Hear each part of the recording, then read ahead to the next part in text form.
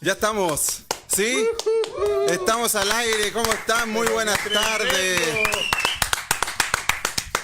Saludos allá. Mira, Lolol. Saludos a Lolol, allá arriba, a los carteles.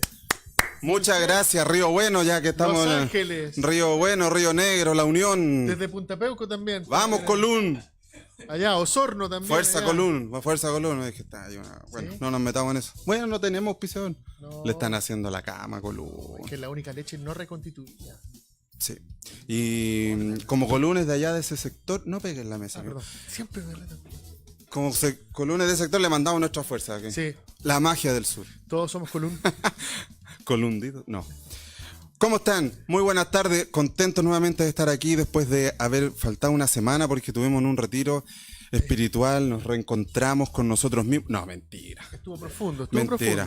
Estuvimos en una actividad recreativa que la pasamos estupendo, nos fuimos a un club de toys de aquí, de la iglesia, a pasar un día a la playa donde nos comimos un asado de hombres, con música de hombres. A lo machito. A lo machito, tocando la guitarra, hasta las 3 de la mañana cantando. Hasta las tantas. Maravilloso. Sí. Un asado de hombre, quiero decir que no pusimos mesa, no era con servicio, con ensalada, con arroz, no, ahí, directo de la Ahí, parrilla, con los directamente. dedos grasosos. Pero qué fantástico que estuvo, ¿no? Y te digo, lo afortunados que somos algunos de carretear con el papá. Bacán, pero bacán. Donan nada. Bacán. Un máster. El maestro. Qué buena. Javier Quevedo, ¿cómo estás, amigo mío? Por favor, te qué voy a bueno. brindar un aplauso. Por fin es miércoles. Una persona linda En el Señor. en el Señor. ¿Cómo estás, amigo mío? Bien, por fin es miércoles, hermano. Por fin. Yo estaba súper ansioso de volvernos a encontrar. Tengo un solo problema. Les digo a ustedes dos. No me sale la notificación en Facebook. Entonces no puedo seguir el programa. No me puedo dar like. Se te acabó el prestaluca. Vamos a hacer una ofrenda, un guerrero de 10 para comprarle una bolsa a nuestro hermano Para bajar Javier. el plan. Sí. Oye, entonces estoy súper contento hoy día. Ojalá que tengamos muy buen feedback. Yo sé que sí lo vamos a estar. Ustedes sean bienvenidos, sus preguntas, sus intervenciones, sus comentarios. Desde dentro y de fuera de Chile. Así es. Así mismo. Oye, llegamos a todos Uy, uy, uy. lados. Uy, uy, uy. Oye, y ¿Qué hacemos con el que falta? ¿cómo que no falta? Ah, ya. No falta. El infaltable. El Sin él no infaltable. somos nada. Sin él no Como somos- lo dijimos el domingo, no somos nada sin él como grupo, así que no podíamos tocar. Y por supuesto que tampoco somos nada como programa.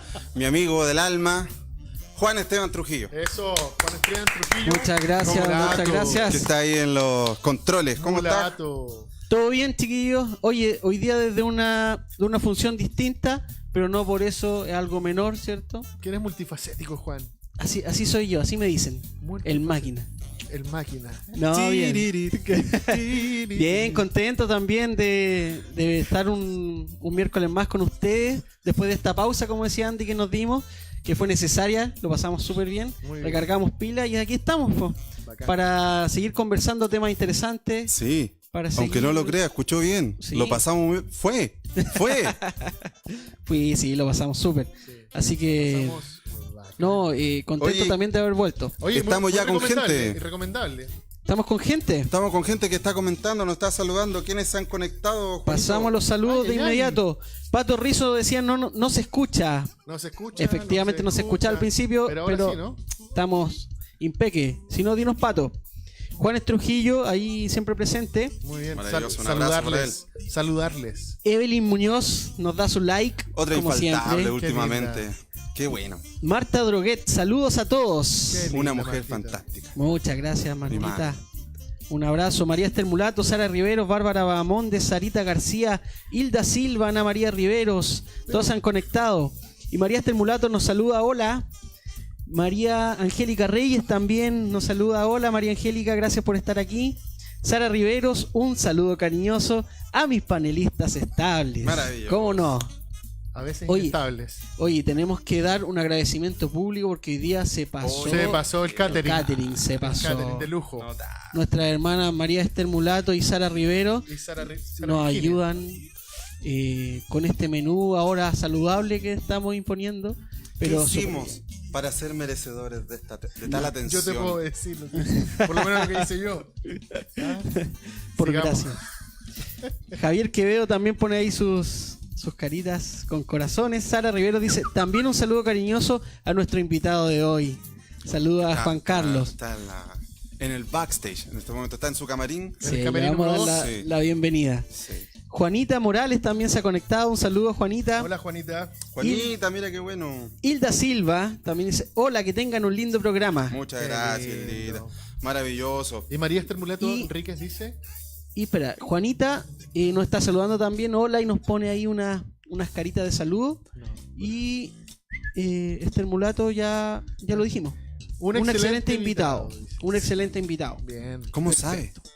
¿Cómo lo ¿Cuánto supo? sabe? ¿Cómo lo supo? ¿Cómo lo supo? Así que bienvenido a todos. Gracias por estar aquí. Compartan como siempre el programa, les decimos, ¿cierto? Por Facebook, a sus contactos y comenten, participen porque también son una parte muy activa de nuestra audiencia.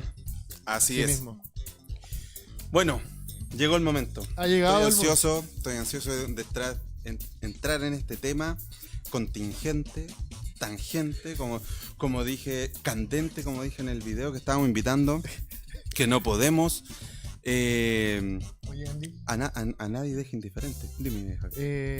una sola para aclarar. ¿Por qué estamos tocando este tema hoy día? ¿Quieres saber? Sí. ¿Qué te parece si dejamos que nuestro invitado nos conteste? Con ustedes, Invitado. vamos a presentar a Juan Carlos Claret. Vamos a abrir el plano a nuestro panelista, o sea, a nuestro camarógrafo. Ah, mira. Pasamos la cámara allá. Allá está. Hola. Aquí a mi derecha, lo pueden ver, ya está con nosotros Juan Carlos Claret. Juan Ese- Carlos Claret. Aplauso para él- Juan Carlos. claro, por supuesto, por supuesto. Aplauso para Juan Carlos, como corresponde.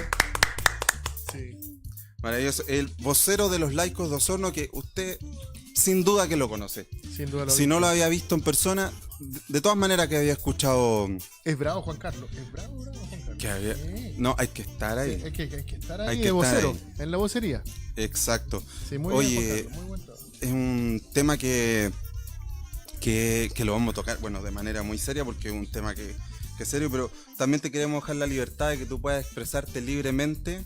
Como te lo habíamos dicho al principio, no tenemos ningún auspiciador que nos vaya a censurar, así que tú dale nomás aquí y vamos a hablar todo con respeto, obviamente, pero siéntete en libertad. ¿Cómo estás, Juan Carlos? Muy bien, muchas gracias. Entusiasmado de poder conversar con todos Espera, ustedes. un segundo Ahí que sí, ahí te estaban boicoteando, pero Ahí está. Aquí está, Ahí ahora sí sí. se escucha. Sí. Estoy muy bien, muchas gracias por la invitación. Estoy entusiasmado de poder compartir con todos ustedes, con aquí en el panel y también con quienes nos escuchan o nos están viendo a través de Facebook.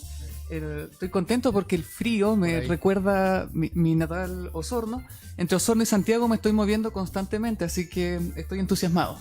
qué bueno. Qué bien. Oye, Osorno, una hermosa tierra. Tengo familia por allá, específicamente en La Unión, así que Ah, por eso me-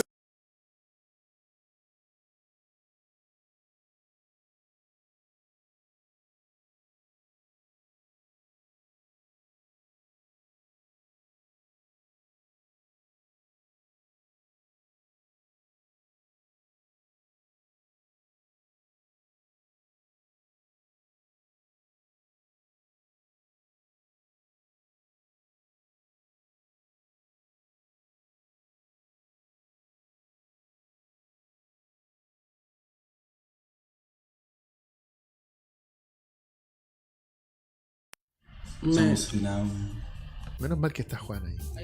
¿Tú nos Ahora quieres sí. perjudicar, Juan? No, para ¿No nada. quieres- ah, Nos escucha, Oigan chicos, nos- les ahora sí. recuerdo que tenemos el video para introducir al tema, para invitar también a Juan Carlos que lo vea y juntos le damos el inicio también a la temática del día de hoy para poner en contexto también a nuestra audiencia. Perfecto.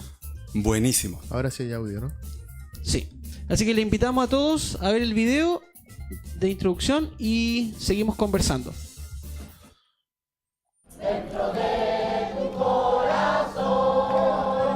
Por sacerdotes que creen en el ser humano. ¡No hablamos! Por sacerdotes que ven en sus hermanos el rostro de Cristo. ¡No hablamos! Por una iglesia servidora de la vida. ¡No hablamos! Juan Barros, hermano nuestro en la fe, por amor a la iglesia chilena, te suplicamos, te exhortamos, te exigimos, renuncia. El 21 de marzo marcó un antes y un después dentro de la diócesis de Osorno y en la iglesia chilena, por la situación ocurrida ese día de la entronación del obispo Juan Barros, impuesto por la jerarquía, ¿cierto?, y designado por el Papa Francisco, donde hay una comunidad eclesial, donde hay un pueblo osornino que se opone a esta designación por la vinculación que tiene este obispo con los casos de abuso sexual ocurridos con Caradima, para imponer un obispo, ¿cierto?, que no tiene las garantías morales para ser pastor nuestro. Luego de los afectuosos gestos que le dedicaría el sumo pontífice en su reciente visita a Chile. Ayer el Santo Padre fue muy cariñoso al final de la misa, dándome palabras de ánimo. ¿Qué le dijo el Papa? Las palabras específicas me las guardo en el corazón, pero, No, pero la sociedad yo creo que todo el mundo quiere saber qué le fueron dijo. palabras muy lindas de apoyo, de cariño. Y si no había quedado claro en imágenes, el Papa manifestaría expresamente su apoyo al cuestionado obispo. El día que me traigan una prueba contra el obispo Barros, La imagen. ahí veo. No hay una sola prueba, todo es calumnia. A menos de un mes de que le presentaran su renuncia, hoy el Papa Francisco decidió remover de sus cargos a 3 obispos. Entre ellos, el más polémico de todos, Juan Barros, dejó la diócesis de Osorno pidiendo disculpas a los fieles. Se dice que este solo sería el comienzo y que el sumo pontífice comunicaría en los próximos días la destitución de más obispos. No quita nada. Juan Barros en Osorno, Gonzalo Duarte en Valparaíso y Cristian Caro en Puerto Montt.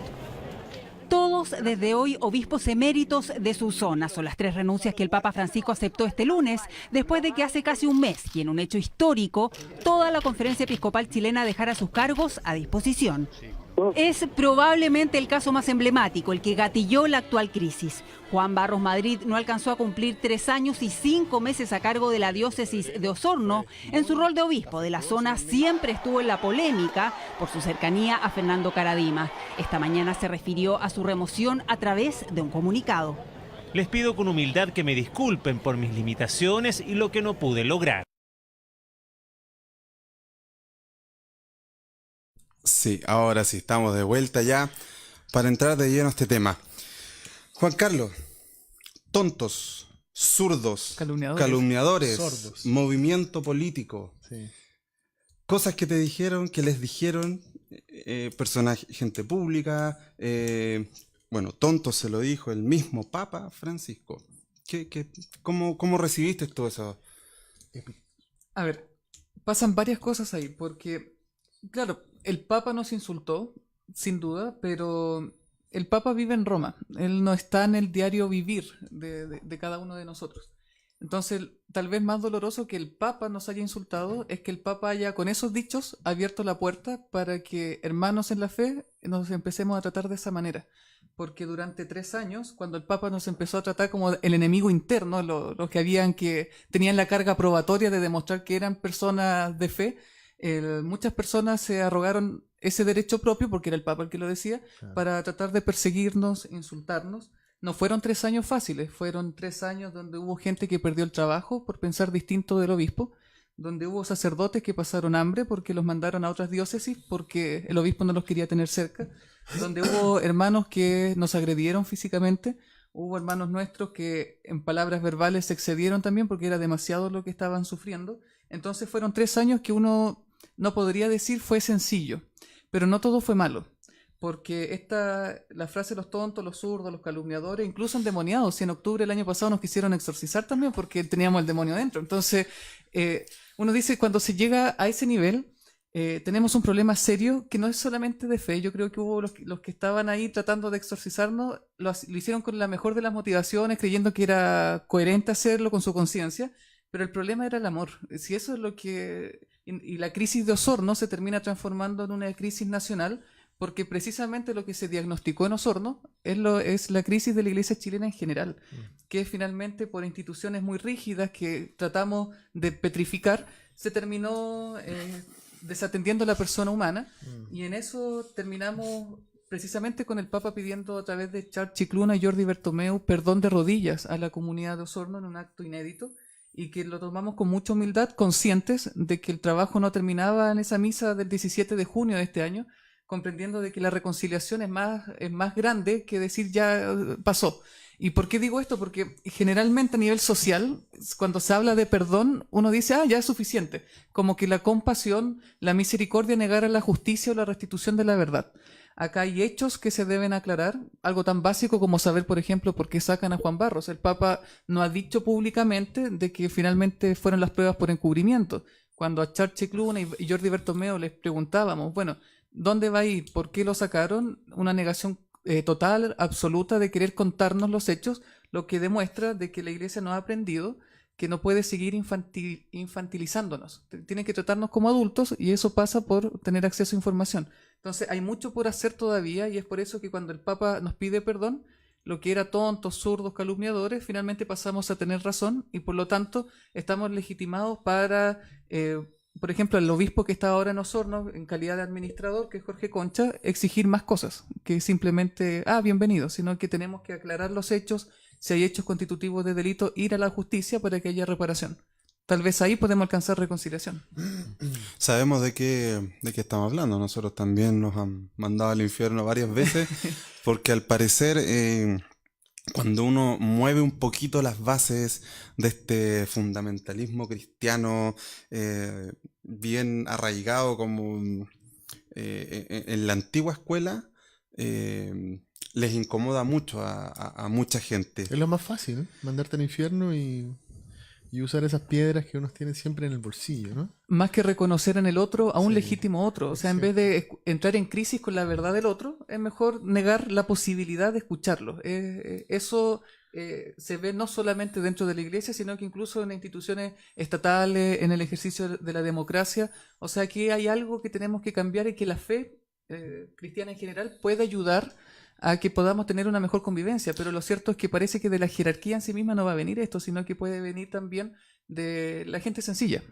No sé si tú estás de acuerdo conmigo, pero creo que una de las muestras más claras de la necedad y de a veces hasta de la ignorancia es negarse a la posibilidad de aprender algo del otro, de que no lo sé todo, de que mi verdad no tiene por qué ser una verdad absoluta, que hay verdades tan distintas como los ojos que miran el mundo, ¿no? En la Universidad de Chile, que es mi alma mater, durante los veranos y vacaciones de invierno he tenido la posibilidad de hacer cursos de verano y de invierno a chicos de enseñanza media, precisamente donde reflexionábamos estos temas. Y hay una película que es Tarzán, la animada, hace varias, ya casi décadas, que se creó y donde Tarzán siempre se creyó mono. Hasta que en esa escena famosa coloca la mano con Jane y se da cuenta de que tiene más en común con ella que con la mona. Y es curioso porque cuando uno, no sé, pongamos un caso hipotético, una persona nace en una isla o lo dejan abandonado en una isla solo, su conciencia se confunde con el medio. ¿Cómo es que nosotros tenemos conciencia de que somos personas? Es precisamente en la comunidad. De ahí que los africanos tienen un dicho muy bonito que dice, soy porque somos. No somos autosuficientes, somos porque somos parte de una comunidad. Y es por eso que ser parte de una comunidad presupone también de que tengo mucho por aprender y a entregarle a la misma comunidad. Desde esa base que tú hablas, nos puedes decir a todos nosotros qué es, cómo entiendo yo una agrupación de personas laicos y laicas que están en Osorno y que han hecho toda esta lucha? Súper. Partamos por el concepto laico, porque generalmente se confunde mucho con la laicidad, así como, no, por el ser laico significa que ustedes no son de iglesia. Laico viene del latín laos, que significa pueblo, que es el concepto que se ocupó desde la iglesia medieval para distinguir los que eran jerarquía del bajo pueblo. Éramos como la base de la pirámide. Entonces, laico, con el tiempo, se fue transformando en el concepto de aquel católico que no está consagrado en el orden de ser diácono, presbítero u obispo, sino que éramos los católicos que vamos a misa, que somos agentes pastorales, que somos más encargados de la misión. Y en eso, el año 2015, cuando se impone el obispo Juan Barros, nace esta comunidad que reúne a personas de distintas parroquias de Osorno. Son 23 parroquias de Osorno que se reúnen miembros que eran agentes pastorales, catequistas de distintas parroquias, y nos empezamos a reunir todos los lunes en reuniones y todos los viernes para protestar públicamente, para exigir respuestas a las preguntas que en privado nunca se nos quisieron responder. Entonces, así nace esta comunidad como una instancia que reúne a personas de fe, personas particularmente católicas, comprometidas, agentes pastorales, que se reúnen en una instancia que no es o sea, que no se circunscribe a una sola parroquia, sino que reúne a personas de distintas parroquias en Osorno. Y es por eso que cuando siempre se nos trataba, y de hecho Mario, que aparece en el video con Parque Azul, que es el otro vocero, a propósito de la pregunta de los tontos y los zurdos, cuando todos nos decían, bueno, pero ¿ustedes quiénes son? Bueno, toda la vida hemos sido hermanos en la fe, y sin embargo es más rentable desconocernos que hacerse cargo de esa realidad. Oye, Juan Carlos, mira, me gustaría, como para contextualizar también, ¿cómo era la iglesia de Osorno antes de Juan Barros? ¿Cómo estaban como comunidad, como comunidad? Sí, tu pregunta es fundamental porque ayuda a entender de que para que en Osorno haya ocurrido esto hay un proceso histórico. Y hay un proceso de maduración histórica porque la diócesis de Osorno es una diócesis relativamente joven, tiene 60 años. Fue creada el 55, entonces nace al alero de un obispo que era capuchino, que tenía votos de pobreza muy estrictos y que era misionero por excelencia. Todo lo que es el sector de Pucón, Villarrica, lo recuerdan muy bien, que es Francisco Valdés Subercasó. Ese obispo, más que de lo jurídico, se preocupó de lo pastoral. Luego llegó un obispo, Miguel Caviedes, que se encargó más de lo canónico que de lo pastoral. Entonces, en vez de andar con el evangelio bajo el brazo, andaba con el derecho canónico bajo el brazo.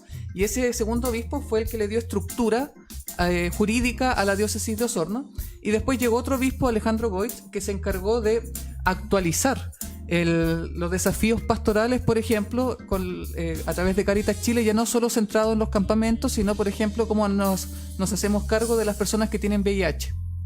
Entonces, íbamos en un proceso de actualización hasta que el año 2004 se cambia el obispo y llega René Rebolledo, que hoy día es arzobispo de La Serena, que es finalmente una persona de esta nueva camada de obispos que son funcionarios, que no tienen desafíos evangelizadores, que repiten el discurso de Roma, y la diócesis entra como en un receso, en un gran bostezo de 10 años, donde las personas que estaban más comprometidas con las misiones iniciadas ya desde los orígenes de la diócesis, empiezan en sus propias comunidades a ser considerados medio rebeldes por el obispo. ¿Por qué? Porque trataban de llevar el evangelio a los desafíos del mundo del siglo XXI. Entonces, en ese sentido, la diócesis de Osorno, jurídicamente hablando o administrativamente hablando, hasta antes de Juan Barros era muy tranquila, pero en las bases, en las comunidades eclesiales de base, era una diócesis muy movida. Es por eso que cuando primero se nombra al obispo Juan Barros, para nosotros nos llamó la atención de que nuestro rechazo a un obispo que había pruebas evidentes y rendidas en juicio de que encubrió abusos, finalmente ese rechazo no fuera escuchado. Pero ¿cómo no nos van a escuchar si nuestra historia es que nos han escuchado siempre?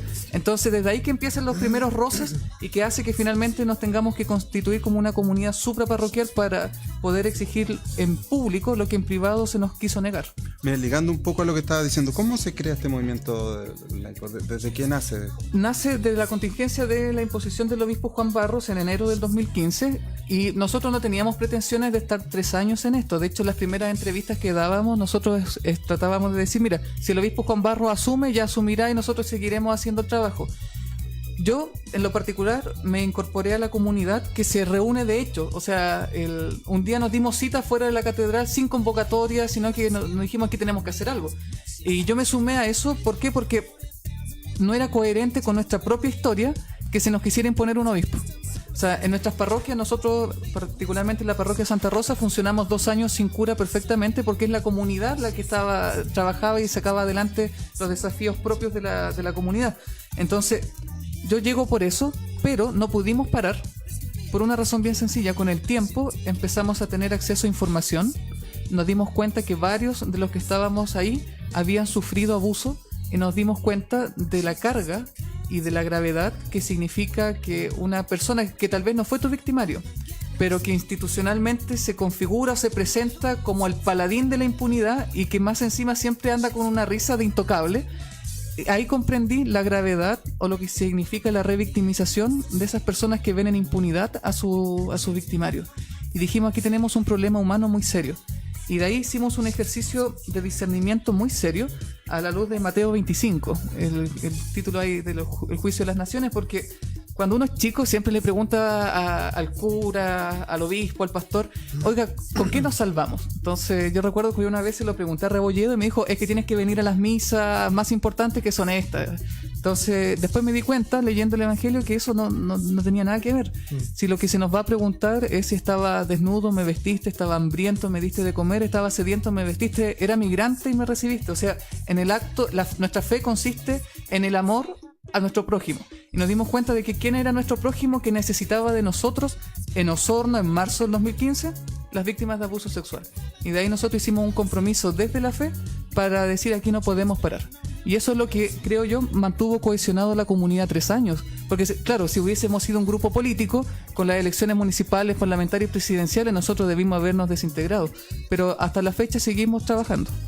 ¿Qué perseguían con esto? Porque te escucho y me dices que esto nació a raíz del nombramiento de Juan Barros. Ahora que ya salió, ¿qué objetivos sigue persiguiendo el movimiento? Súper. Son 2 los objetivos que en Osorno nos convocan. En primer lugar, estamos ya incluso en un proceso de formación académico para poder dar contención, acompañamiento y asesoramiento a personas que hayan sufrido abuso de cualquier índole, sea eclesiástico o no. Porque nos dimos cuenta que Chile es un país muy abusado. Ya podemos hablar de qué es lo que hay de fondo, por qué Chile es un país con estas características, más allá del contexto eclesial. Entonces dijimos, tenemos que hacernos cargo de esto. Nuestra historia ya nos enseñó que tenemos que hacernos cargo de esta situación. Entonces ahora metámosle igual cabeza, más cabeza a lo que ya le habíamos metido. Luego tenemos otro desafío que es muy particular en Osorno, que es reconciliarnos. No se trata de salvar la institución porque hay que salvar una institución, sino que se trata de rescatar o de defender lo que uno ama. Y personalmente yo soy católico porque sigo amando a mi comunidad.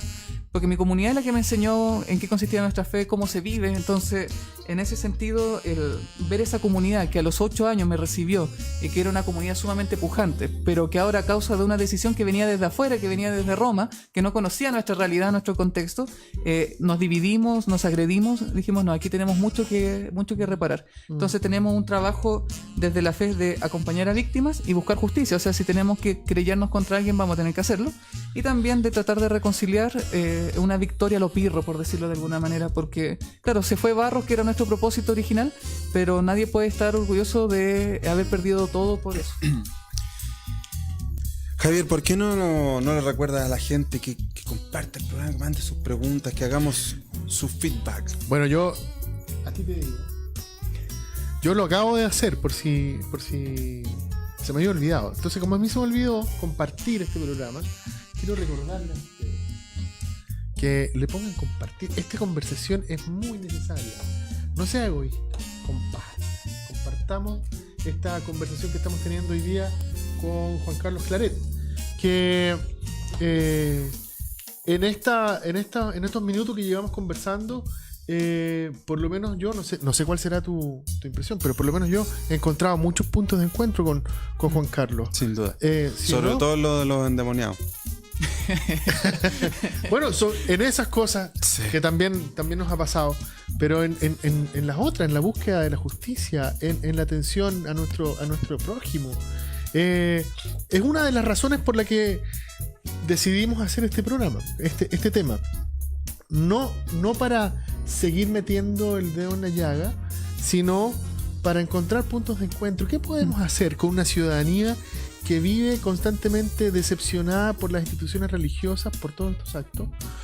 No solo por la Iglesia Católica Apostólica Romana y todos los hechos de delitos sexuales que sabemos, sino también por la decepción que recibe por parte de la Iglesia Evangélica, por ejemplo, donde hay personas abusadoras y también personas ignorantes en ese sentido. Entonces, ¿por dónde nos vamos para volver a encontrarnos con esas personas que están decepcionadas de los políticos, de la iglesia? Son los grandes temas ahora. Vamos por partes, porque esa pregunta tiene varios pasos para responder. En primer lugar, no creamos que este es un problema de personas, porque particularmente a nivel social y a nivel eclesial, hoy día estamos como esperando a qué hora se nos van estos obispos criminales. Y es necesario que se vaya así, pero no creamos que por sacar a estas personas se acaba el problema. Es más, se nos ha, desde el último tiempo, cuando empezó a surgir todo, desde que el Papa mandó la primera carta en abril en adelante, empezaron varios grupos o varios curas a proponer, grandes teólogos, a proponer medidas que son en apariencia progresistas, por decirlo de alguna manera, o disruptivas, que se plantean así como un gran cambio, que lo único que hacen es perpetuar la estructura abusiva por ejemplo, no sé, se nos dice sacerdocio femenino. Yo digo, bueno, ojalá las mujeres tengan más espacio, pero ¿a qué sacerdocio las vamos a incorporar? ¿A un sacerdocio que ejerce un poder de manera patológica? ¿A un sacerdocio entendido como un carisma, como un servicio?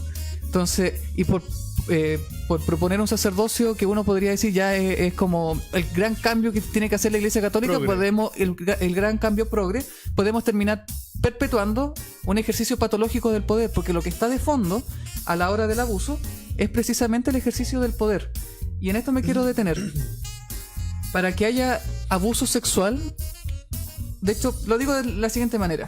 La diferencia entre el abuso y la violación, a mí me enseñaron mis profesores en Derecho, era que el abuso no es violento y la violación sí es violenta. ¿Por qué? Porque la violación yo voy y te accedo carnalmente.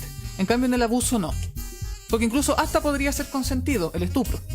Entonces, pero ojo, el ejercicio del abuso sexual es tan o más violento que la violación, en el sentido de que, para decirlo en términos claros, lo que hace el abusador es, desde una posición asimétrica, aprovecharse de la vulnerabilidad del otro para precisamente manipularlo.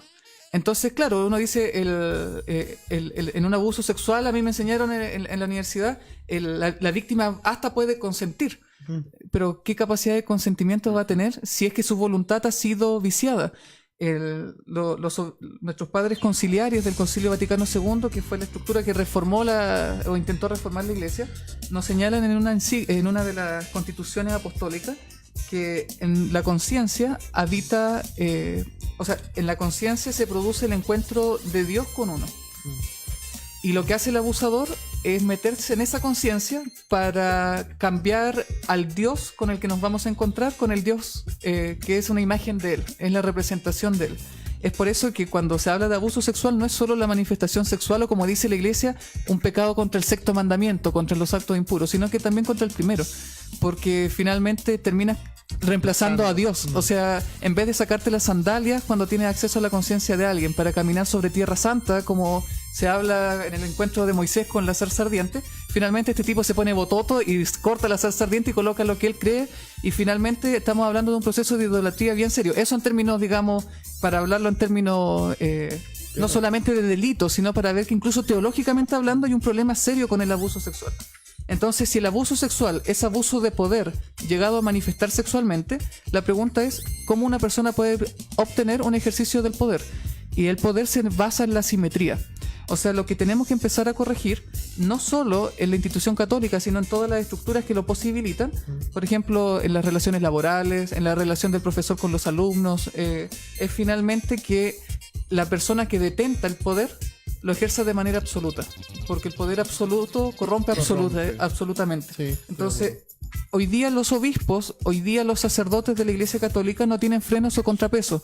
No tenemos acceso a cosas tan básicas como el uso de los recursos que nosotros ponemos de nuestro bolsillo.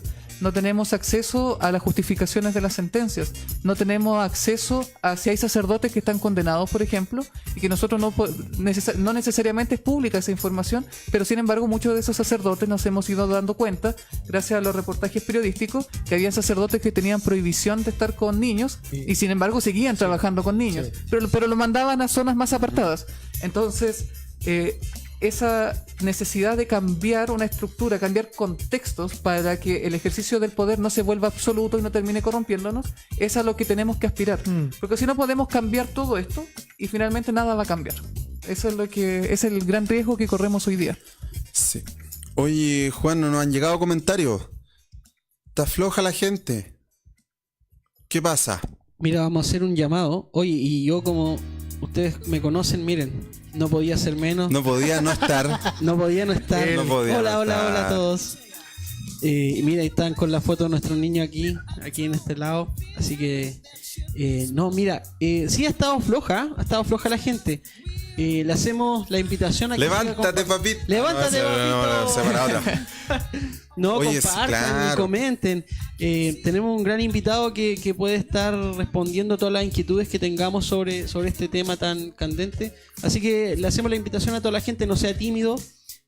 Comparta y comente ahí su visión sobre este tema de los abusos de la iglesia también. Oye, quiero pensar que hemos estado tan asertivos con las preguntas que estamos llenando todos los espacios, lo interpretamos. Ahora, es así, tenemos una conexión con nuestro público. Solo no interpretamos a José Hernán, que pregunta: ¿qué significa un obispo para un católico de iglesia?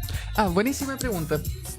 A ver, en el siglo IV nace la figura del obispo entendido como un inspector.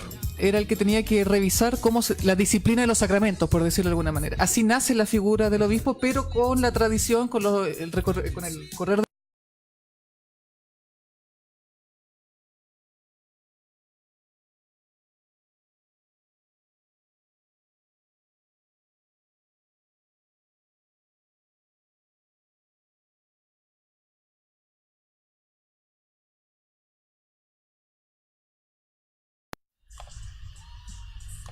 ¿Hay que repetir algo?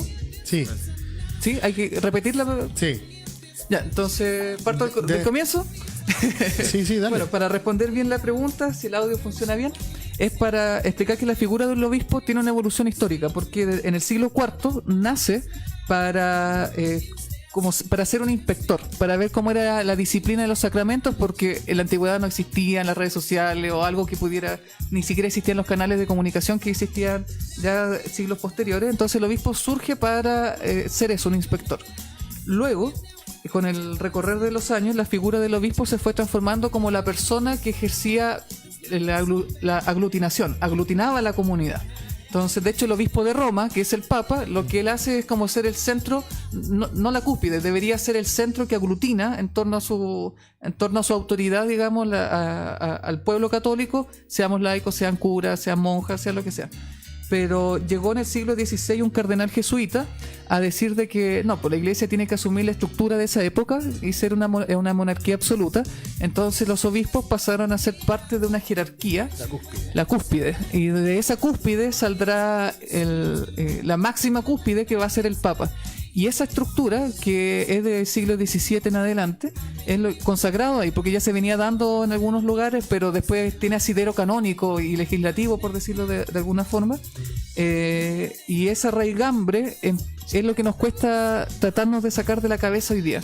Porque hoy día, para muchos católicos, el obispo es sinónimo del jefe, del monarca, el que es amo y señor de su diócesis, y donde uno le tiene un temor reverencial. Pero lo cierto es que el obispo para un católico debe ser el pastor. Y en esto quiero hacer gala de ser del sur, porque hay muchas imágenes de Jesús buen pastor, y uno dice, bueno, el pastor, ¿quién es el pastor? El pastor, y lo veo en algunas pinturas, en algunos templos, pareciera el que va adelante. Entonces lleva el cordero aquí, el que estaba perdido, y las ovejas atrás. Pero lo cierto es que no. Es al revés. Cuando uno está en el campo, de hecho el pastor ni siquiera muchas veces sale a buscar sus corderos, sino que habla, grita, y los corderos vienen. El pastor va atrás y los corderos van adelante. ¿Por qué? Porque los corderos no son borregos. Igual tienen olfato, igual tienen instinto. Entonces el pastor se va atrás porque confía en su rebaño, y va atrás porque si hay un cordero que se pierde, es mucho más factible encontrarlo porque tengo el rango visual. Lo que pasó en la Iglesia Católica fue que los obispos se pusieron adelante, y cuando miraron para atrás, las ovejas estábamos por otro lado. Entonces, eso es lo que, esa mala comprensión de qué es lo que significa ser obispo, qué es lo que significa ser pastor, es lo que hoy día nos tiene en un choque dentro de la iglesia muy serio, porque hay católicos que ven en el obispo a su máxima autoridad, y hay quienes vemos en el obispo un servidor. Y eso yo creo que los obispos tampoco lo han asumido, a pesar de que el Papa se lo ha tratado de decir, oiga, pastores con olor a oveja, ustedes tienen que ser los últimos, pero eso no tiene mucho aterrizaje en Chile. Oye, Juan Carlos, ¿cómo ustedes tenían la certeza de que el obispo Juan Barros sabía lo que había pasado con Caradín? Súper, porque no solo le creemos a las víctimas, sino que además el testimonio aportado por víctimas y otras personas que participaron en la parroquia del Bosque fueron rendidos en juicio a través en el expediente.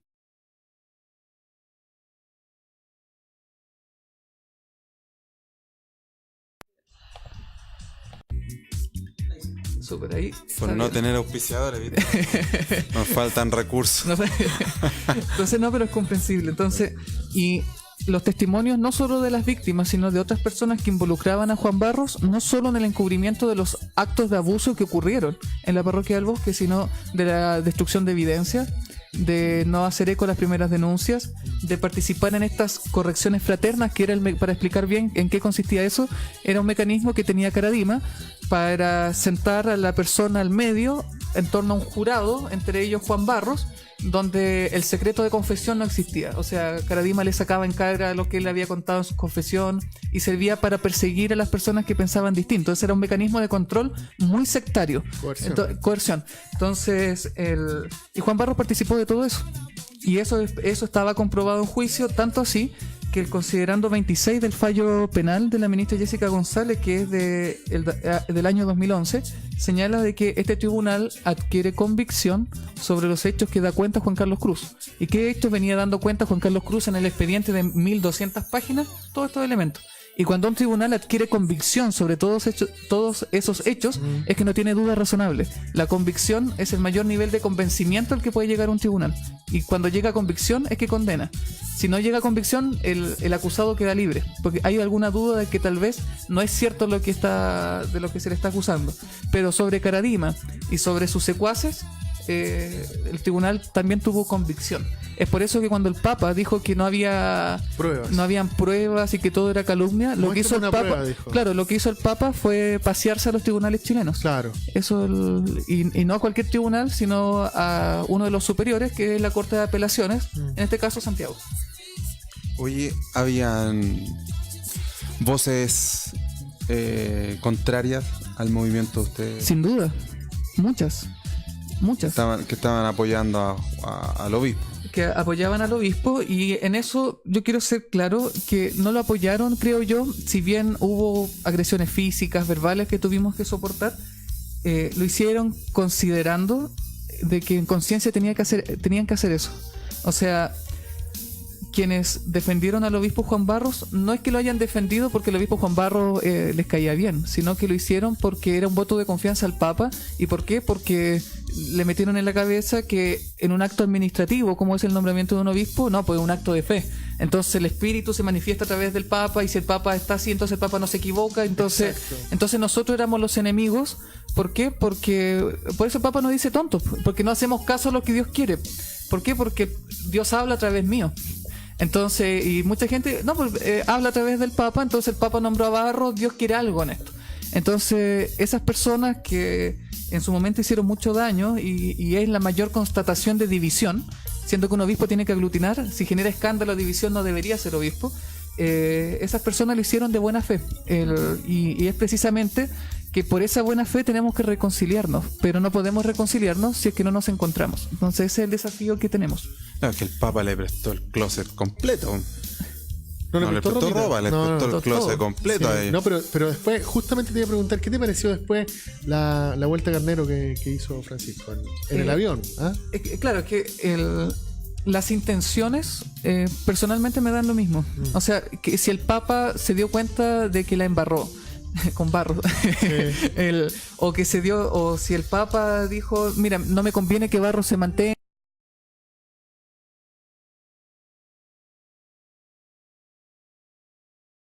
una declaración de principios, un saludo a la bandera, es un cambio en la realidad. Entonces, si Francisco hoy día tiene el poder para hacer cambios institucionales, por ejemplo, que vayan en horizontalidad para corregir esta asimetría, en acceso a información, en frenos y contrapesos, en obligación de denunciar, bueno, Francisco va a tener nuestro apoyo. Pero si Francisco cree que simplemente pidiendo perdón, como ahora esta semana volvió a pedir perdón en una carta para todo el mundo católico, bueno, es redundante, porque estamos cansados de tantos perdones. Y eso es, la corrupción de lo mejor es lo peor. Lo que se está haciendo hoy día es corromper de tal manera algo tan valioso como el perdón, con petición a la bandera, pero nadie, o sea, con saludos a la bandera, pero que nadie se hace cargo de cambiar la realidad. Es como si yo a usted lo agredo, y le pido perdón, y mañana le vuelvo a pegar y le vuelvo a pedir perdón y le vuelvo a eso no es un perdón. Entonces, lo que vemos en Francisco es una persona de que puede hacer los cambios, indistintamente cuáles sean las intenciones. Y si el Papa va a hacer los cambios reales, va a tener nuestro apoyo. Si no avanza en cambios que ayuden a corregir la cultura del abuso, del encubrimiento, de la psicología de élite y manipulación de conciencia, que son los 4 problemas que el Papa identifica y que nosotros estamos de acuerdo, porque precisamente también en nuestro diagnóstico, que durante 3 años estuvimos peleando por eso, vamos a hacer su pulga en el oído. Eso personalmente... disculpa. Dale. Sí, no, es que justamente ligado con eso, es fuerte que el Papa también haya dicho que la iglesia chilena le ocultó información. Es grave, o sea, que hayan llegado al nivel de destruir información para que él no supiera, y sale un poco justificándose con eso de por qué le había prestado el closet completo si no tenía toda la información. Ahora, eso y de hecho es algo que me gustaría preguntárselo. Nosotros tenemos visiones contrapuestas sobre eso. O sea, es muy distinto decir, mira, yo nunca supe esto, pero me voy a hacer cargo de la crema que hay y por tanto soy héroe. Sí. A decir, mira, yo de verdad tuve toda la información, pero incluso por sesgos cognitivos que operan de manera inconsciente, le creí más a mis amigos, que eran los que me estaban contando la información. Si el Papa dijera, mira, sabes que yo tuve toda la información, pero le creí a mis amigos porque, bueno, tienen más confianza, les tengo más confianza, uno dice, ya, está bien. Pero eso de que no tuvo toda la información veraz y equilibrada es falso. Y eso lo puedo decir con conocimiento de causa. O sea, yo participé en la entrega de información al Papa por vías alternativas y sé las respuestas que el Papa les daba a las personas que entregaron la información. Entonces, el Papa siempre tuvo la información. ¿Eso fue antes o después de que...? Durante todo. Durante todo él tuvo esa información. No sé si ustedes recordarán el año... A ver, el Papa vino en enero de este año. Y antes que él llegara, el 11 o 12 de enero, la Associated Press, que es una agencia internacional, y la pueden buscar en internet, reveló una carta filtrada que fue reconocida como auténtica, en la que el Papa Francisco les explicaba a los obispos por qué no pudo sacar a Juan Barros el año 2014, a él y a los otros obispos de Caradima. No dice cuál es la causa de por qué lo iba a sacar, pero si va a sacar a 4 obispos, precisamente a los obispos que desde el año 2010 están acusados de encubridor, es por algo. Entonces uno dice, el Papa ya tenía conocimiento de que tenía que sacar a Barros y lo iba a hacer, y de hecho en esa carta él dice, yo no pude hacerlo porque el nuncio, que es su embajador en Chile, me jugó chueco. O sea, no lo dice en esos términos, pero eso es lo que finalmente da a entender. Pero después, durante el año 2015, 2016, 2017, fueron muchos los canales de información. Hubo obispos chilenos que se la jugaron en su momento. Hay otros que no. Goich, al parecer, ocultó. O sea, particularmente pienso en un Juan Luis Isern, pienso en un Alejandro Goich, que ellos incluso viajaron a Roma a entregar cartas, a hablar con el Papa, y el Papa en varias ocasiones le paró los carros, digamos, con esta situación. ¿Dónde está mi reproche con Goich? Es que cuando el Papa simplemente dijo, mi veredicto es este, dijo, bueno, acató. Entonces, claro, hizo un intento, hizo como 3 intentos, pero después dijo, esto ya está cerrado. Pero ¿qué pasa con la comunidad? Él fue nuestro obispo. Claro, entonces es esa estructura funcionaria la que finalmente les terminó jugando en contra, porque si yo fui obispo de Osorno y veo que mi comunidad está sufriendo, yo no me puedo quedar tranquilo porque mi superior administrativo se llama Jorge Mario Bergoglio. No, eso es antievangélico. ¿Te sientes un poco defraudado del cristianismo, de la iglesia, de Dios? Distingamos 2 planos. Y es algo que te mencionaba adelante. O sea, yo sigo siendo católico porque la experiencia de fe comunitaria que vivo es totalmente distinta a la que vive la institucionalidad. O sea, a nosotros nos dividió una decisión extraña que venía desde afuera, que no conocía nuestra realidad, pero pucha, cuando uno veía esta fe sencilla, esta fe que está en lo cotidiano. O sea, hace unos meses atrás falleció la abuela de mi comadre, y acompañarla en el proceso en que se iba pagando su vida y poder decir, mira, ella se fue orando. Entonces nos dice, como católicos, como cristianos, tenemos un mensaje que transmitir. El gran damnificado en todo esto es el evangelio. Entonces, ¿por qué? Porque la crisis de este puñado de obispos finalmente transformó en algo increíble el evangelio. Pero cuando uno ve el testimonio de tantas personas sencillas que no tienen poder, sino que sufren el abuso del poder, uno dice, ellos son los que tienen que ser reivindicados, y gracias a ellos yo me mantengo ahí. Vale la pena. Entonces, no me he sentido traicionado por ellos, todo lo contrario, me he sentido apoyado. Tal vez en comunidad el sufrimiento uno no se escapa del sufrimiento, de sufrir dolor o malos ratos, pero pucha que se vive de manera distinta cuando uno está en comunidad. Entonces, esa experiencia es la que me mantiene todavía como católico, como creyente, pero defraudado de la jerarquía de aquellas personas que iban. René Rebolledo, ex obispo de Osorno, iba constantemente a la casa. Yo lo quería como un papá y que después nos traiciona. Entonces, claro, de ellos me siento sin duda traicionado, soy bastante molesto, pero de la gente que es la base de la iglesia, de ellos no. De hecho, me encanté, o reencanté. Qué bueno que lograste separar esa agua. Juan, ¿se motivó la gente? Sí, hemos tenido más feedback de las personas y primero que todo, oye, es que tu imagen ahí motiva a cualquiera, Juan. Te felicito por ese. Oye, pedirle disculpas a la gente, tenemos algunos problemas con el audio que a veces se nos corta, pero hemos tenido su feedback ahí instantáneo, así que están muy atentos a lo que estamos conversando. Saludamos a algunas personas, por favor, que nos han hecho sus comentarios, como Daniel Soto, mi cuñado. Muchas gracias, Dani. Dice, gran tema, y después dice, se fue el audio. Saludos Humberto Farías Canelo, dice. ¿Ah? Sí, también está, bueno, ahí Replay dice mi cuñado. José Hernán Mulato dice, ¿qué sobraría en la iglesia de hoy de la que imaginó Jesús? Uy. Jesús no fundó una estructura. Jesús vino a poner en acción, digamos, lo que estaba escrito, y eso hizo superar muchas instituciones que se creían normales. Entonces, con el devenir del tiempo hemos considerado normales un ejercicio del poder dentro de la iglesia cuando nuestro único poder es el servicio. Entonces, todo lo que no vaya en línea con la espiritualidad de Jesús contenido en los evangelios es sobra. O sea, en la medida de que no damos de comer al hambriento, no damos de beber al sediento, no acogemos al migrante, en definitiva, hay que también reconceptuarlo. O sea, no podemos quedarnos solo en lo que dijo el Evangelio, sino que hay que ponerse también en el siglo XXI y decir, bueno, ¿quiénes son las personas que están en los márgenes? Que están más allá de los márgenes de lo que consideramos nuestra institucionalidad, no solamente de iglesia, sino de sociedad. Y yo pienso, por ejemplo, en las minorías sexuales, pienso también en los indígenas, pienso en las mujeres, pienso en las víctimas de abuso.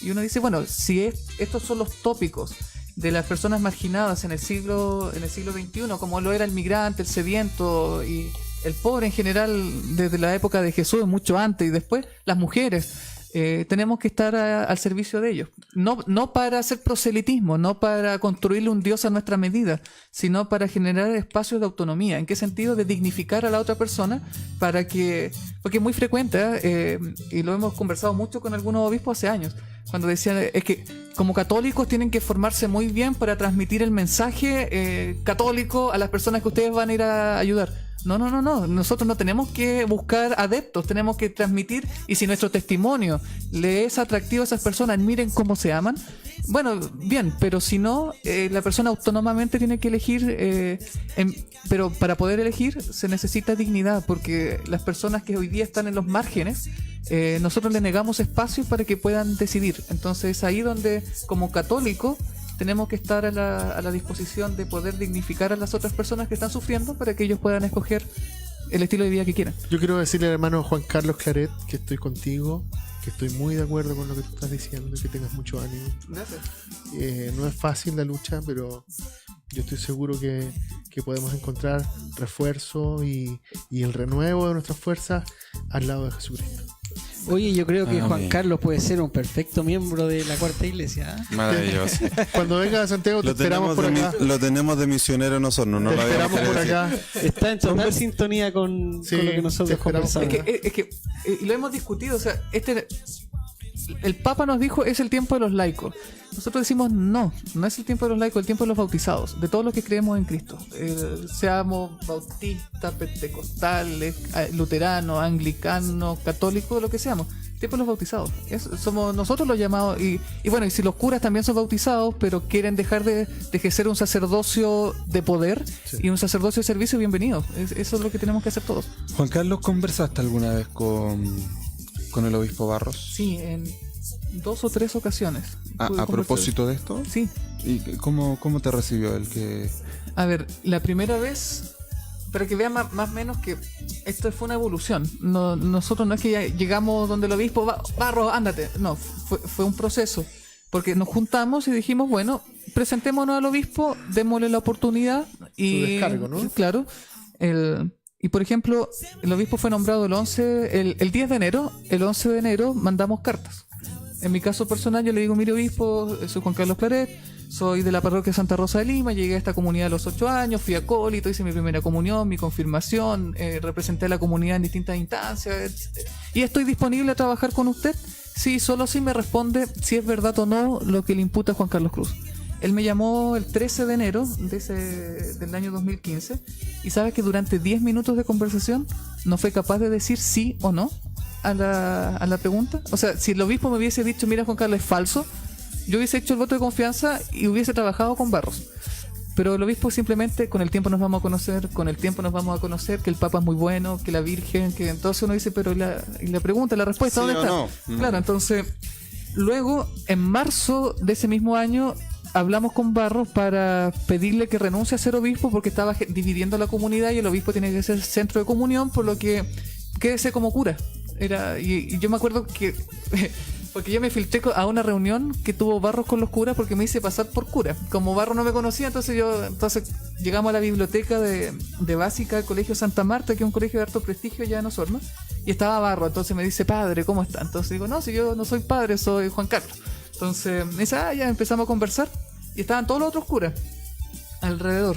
Entonces le digo, es por eso que creemos que es oportuno que usted renuncie a ser obispo, pero se quede con nosotros trabajando en Osorno como párroco, como vicario, como sea. Entonces él me dice, no, porque a mí el Papa me nombró obispo y no un simple cura. Entonces recuerdo a los curas que...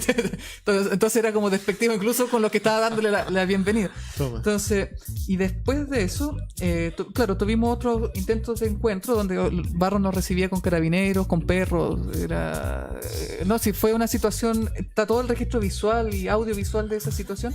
Y también el último encuentro con él lo tuve en Santiago. Yo le dije, mire...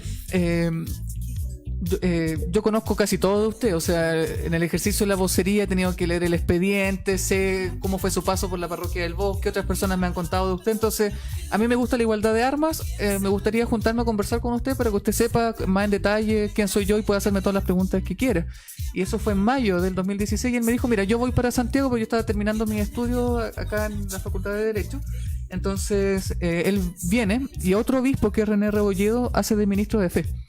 Y en esa reunión yo había visto una película que la recomiendo que se llama Black Robe o Manto Negro, que está en YouTube, que es sobre las misiones de los jesuitas franceses en Canadá en la época de la colonización de allá. Y la única pregunta en virtud de esa película era si amaba o no la diócesis de Osorno.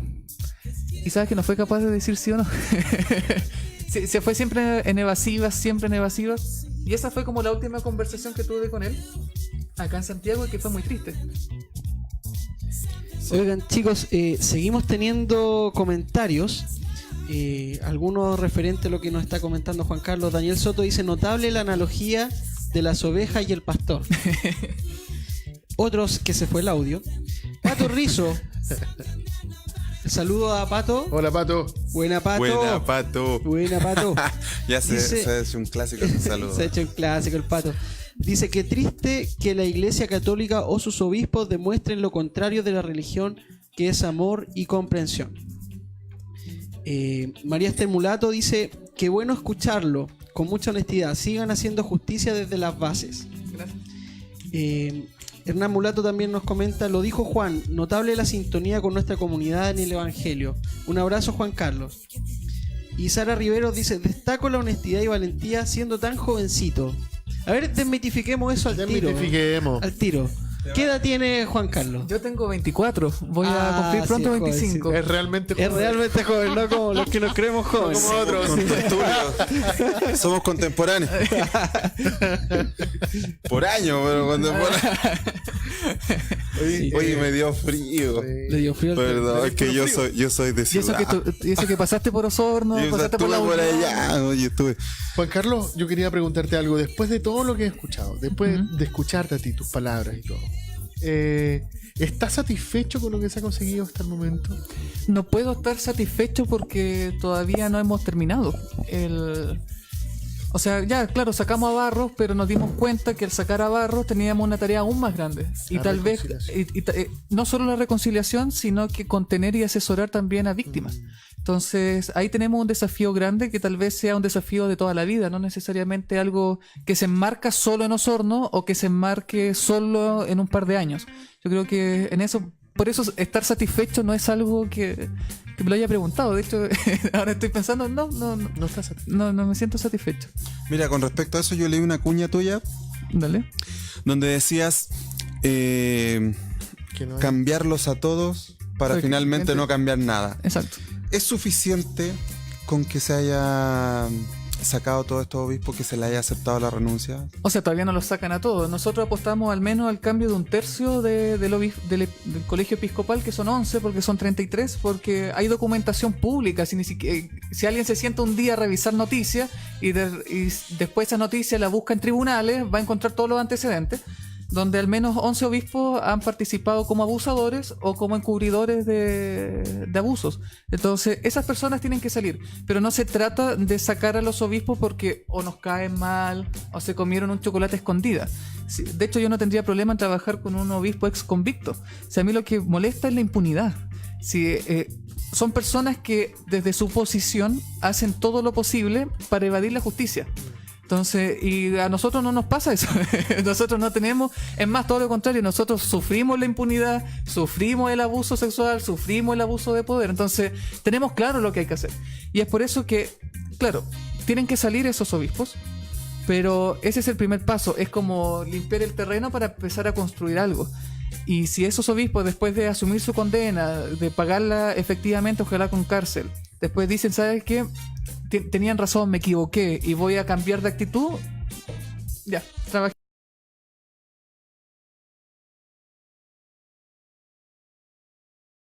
Digo el tiro para que no... Ahora sí. Pero lo cierto es que de los obispos, particularmente chilenos, no hemos encontrado esa disposición, sino que ocupan toda la artimaña, incluso nuestros recursos, para financiar a los mejores equipos de abogados, para tratar de descalificar.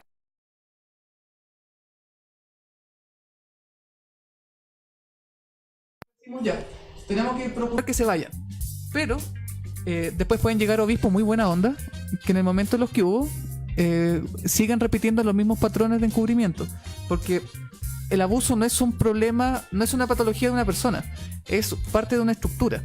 De hecho, yo creo que si hago el ejercicio, yo creo que más de alguien va a decir, mira, conocí a una persona que era muy buena, muy virtuosa, llegó a un puesto de poder y lo desconozco totalmente. ¿Qué es lo que pasa ahí? ¿Una patología? Yo creo que hay personas que patológicamente hablando abusan, pero el abuso es contextual. Una persona abusa porque puede. Es por eso que si llega a un contexto donde hay secretismo, donde tu jefe te ampara en tus delitos, bueno, tengo un caldo de cultivo, tengo chip libre para poder abusar. Entonces hay que hacer cambios institucionales tendientes a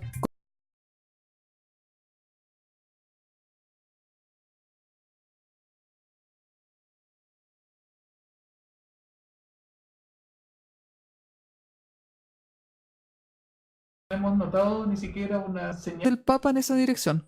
Es más, todavía nos tienen vilo si va a aceptar más renuncias o no. Pero hasta ahora, cambios institucionales, nada. Entonces es ahí donde hay que sacarlos, sí, pero no basta con eso. Con respecto a esto, ¿justicia ordinaria o justicia canónica? Vamos por parte. Yo soy de la idea y me consagré a eso, justicia ordinaria. Pero no creamos que con la justicia ordinaria se solucionan los problemas. ¿Por qué? Porque está ocurriendo algo bien paradójico. Y es que las víctimas, a pesar de todos los escándalos, siguen yendo más a hablar con la iglesia que con el Ministerio Público. ¿Por qué?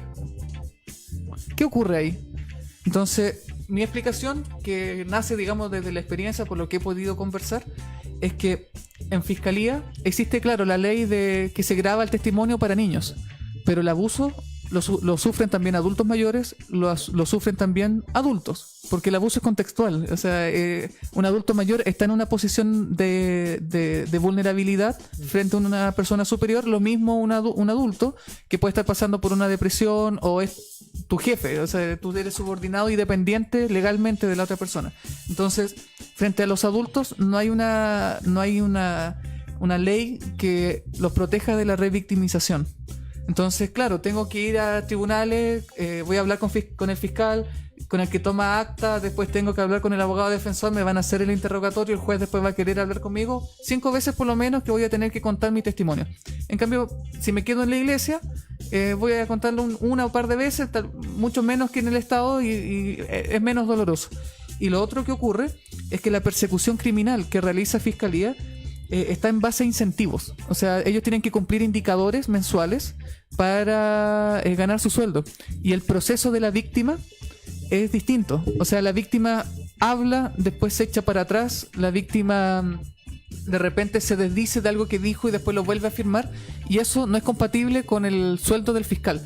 Entonces, tenemos fiscales que han dicho, mira, el principal problema que nosotros tenemos es la víctima por estas razones. No, el problema es el sistema poco humano que tiene el Estado de Chile. Entonces, yo digo, sí, tenemos que buscar herramientas para que esto quede solo en tribunales chilenos, sí, pero no con eso podemos desligarnos del problema.